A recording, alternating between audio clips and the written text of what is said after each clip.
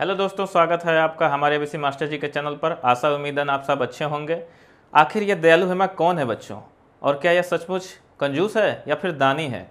इसने क्या अपने कपड़े दान कर दिए? क्या इसे नए कपड़ों की ज़रूरत है? इस इंटरेस्टिंग कहानी को हम जानेंगे इस वीडियो में। और सबसे खास बात कि यह वर्ष 2020 में जवाहर नवोदय विद्यालय परीक्षा में आया हुआ क्वेश्चन है और इसमें कई सारे प्रश्न हम हल करेंगे। तो चलिए इसकी शुरुआत करते हैं। हेमा अपने बिस्तर पर लेटी अपने कमरे की छत पर लगे तारों को एकटक देख रही थी। वह खिन्न थी क्योंकि कोई भी कपड़ा उस पर फिट नहीं लग रहा था। हेमा कहाँ थी? बिस्तर पर लेटी थी कमरे की छत पर, और तार जिस पर कपड़े टांगे जाते हैं उसको देख रही थी। कोई भी कपड़ा उस पर फिट नहीं लग रहा था, कोई भी कपड़ा उसे नहीं हो रहा था। उसने उन्हें एक एक कर दोबारा पहना, एक बार और पहना, किंतु वे या तो बहुत तंग थे या छोटे। तंग थे, टाइट हो रहे थे, या फिर छोटे थे। एक ही बात है, छोटे थे तभी तो उसको क्या थे? तंग थे। एक अलमारी कपड़ों से भरी हुई, उसके कपड़ों से एक अलमारी क्या थी? भरी हुई थी, किंतु वह उनमें से एक भी नहीं पहन सकती क्योंकि सारे कपड़े क्या हो गए थे? छोटे हो गए थे। तब उसे एक विचार आया, उसकी आंखों में चमक आ गई। वह माँ के कमरे की ओर भागी। उसके अंदर एक विचार आया होगा जिससे वह अपने माँ के कमरे की ओर भागी। उसने कहा, माँ मुझे नए कपड़े चाहिए, किंतु तभी जब मैं अपने सारे पुराने कपड़े दान कर दूं। उसने माँ से नए कपड़े मांगे, परंतु एक शर्त पर। क्या? कि जब जितने भी मेरे सारे पुराने कपड़े हैं बेटा, मैं उन्हें क्या कर दूं? दान कर दूं। अब माँ उसकी सुनेगी तो क्या कहेगी? अब अधिक कपड़े संग्रह करने की आवश्यकता नहीं। ये कौन बोल रहा है? हेमा ही कह रही है कि अब अधिक कपड़े संग्रह करने की आवश्यकता नहीं। उसकी माँ मुस्कुराई और उसे गले से लगा लिया। उसकी माँ ने जब सुना कि बेटी उसके सारे कपड़े दान करना चाहती है और बोल रही है कि ज़्यादा कपड़े संग्रह करने की आवश्यकता नहीं है, तो क्या? उसकी माँ मुस्कुराई और उसे गले से लगा लिया, क्योंकि उसकी माँ समझ गई कि उसकी लड़की क्या है? दयालु है। उसकी लड़की क्या है? दयालु है।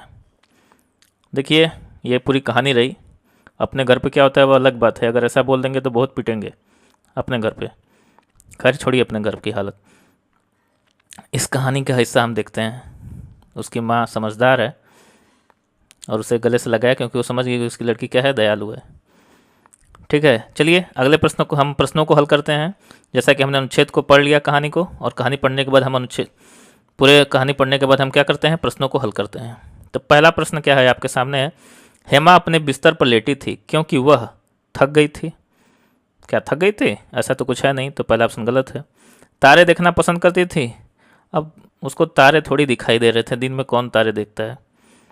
सोच रही थी क्या पहना जाए, आलसी लड़की थी। ऐसा, ये तीनों ऑप्शन देखो, यहाँ पे कोई भी इसमें डिस्क्राइब नहीं है, मतलब इसमें इसकी चर्चा नहीं की गई है कि थक गई, तारे देख रही थी। तो ये सब आपको नहीं सोचना है। क्या सोच रही थी कि क्या पहना जाए, क्योंकि वो तारों को देख रही थी, उस पर जो कपड़े थे।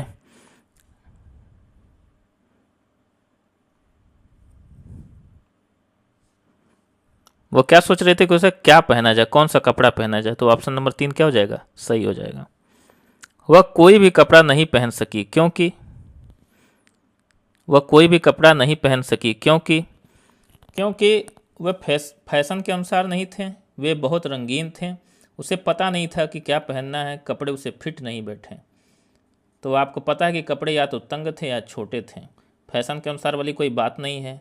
रंगीन थे ऐसा कोई बात नहीं। उसे पता नहीं था कि क्या पहनना है, ऐसा भी कुछ नहीं है।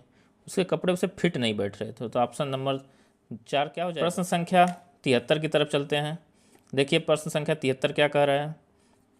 73 में है कि संग्रह का समानार्थक शब्द है इकट्ठा करना, बांटना, या साझा करना, या उपहार देना। तो संग्रह का समानार्थक शब्द क्या होता है बाबू? आपको पता होगा कि संग्रह करने का मतलब ही होता है कि इकट्ठा करना।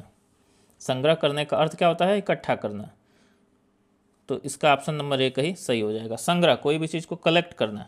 ठीक है, बांटना तो अलग चीज़ है। साझा मतलब शेयर करना होता है, एक दूसरे के साथ साझा करना, बांटना एक ही बात है। उपहार देना अलग चीज़ है, किसी को आप उपहार देते हैं। संग्रह का मतलब आप बटोरते हैं, मतलब इकट्ठा करते हैं, उसको बोलते हैं संग्रह करना।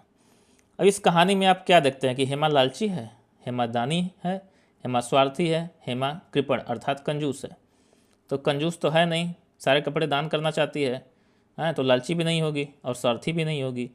या तो वो दानी है या तो फिर दयालु है। तो आप इसमें दयालु ऑप्शन नहीं है, दानी ऑप्शन है, इसलिए क्या हो जाएगा, दानी सही होगा। यदि ऑप्शन में क्या होता, दयालु होता, तो दयालु सही होता।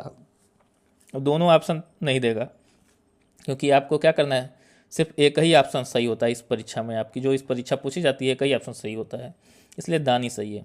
दान करना का विपरार्थक है, दान का मतलब किसी चीज़ को दे देना।